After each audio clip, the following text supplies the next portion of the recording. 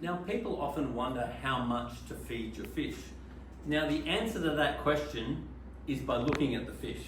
So it's really important that you understand what a fat or skinny example of the fish are that you feed.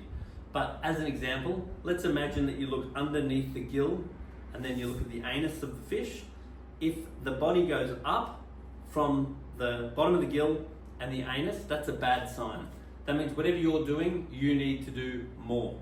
On the other hand, if there's a big belly, whatever you're doing, you need to do less. So what we want is a little bit of a belly, nice healthy belly, and then your fish are in business. So you want to start with a rule. Like the rule I use is I never look at the food container, because typically I find that usually ends up in you feeding the fish too much. But I will go off something like what the fish eat in 30 seconds, and I tend to feed them about 5 times a week. So I don't feed every day. And this is not general advice, because some species of fish do need feeding more. But ultimately, if over, let's say, a month or 2 months, you notice your fish getting thinner, then you have to be doing something about it. You need to actively change. So if you start with a consistent, so you start with a regular rule that is working for you, then over a month, if you notice fish getting a little bit thinner, you need to look at what fish are getting thinner. For example, if you find it's your little fish that are getting thinner, then you need to increase the amount of the smaller size pellet. On the other hand, you might have a bigger fish, so therefore you might want to increase the amount of the larger size pellet depending on which fish are getting thin.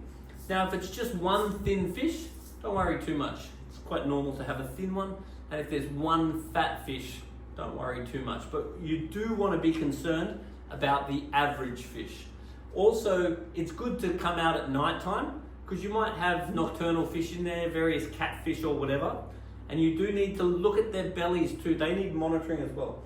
And that's why something like the wafer from New Life Spectrum is ideal. Now, this one is water stable. So this particular wafer will take 24 hours before it starts to break down. So if you are looking for a food for your nocturnal fish or your slower feeding fish, then the Spectrum wafer is definitely the one that I'd be going for. So it's your fish that will tell you whether you're feeding them enough, just by active observation. And that's why I'm a big fan of putting the fish on social media, or put your aquarium on Facebook or whatever, because that's time stamped, and it's quite good to look back. And over time you might notice, hey look, a month ago this particular fish was fatter or thinner, which if you don't have anything to compare that to, it might actually be hard to pick that up. It's also good that when you do go to your local aquarium shop, I'd be recommending that you try to do 2 things every time you go.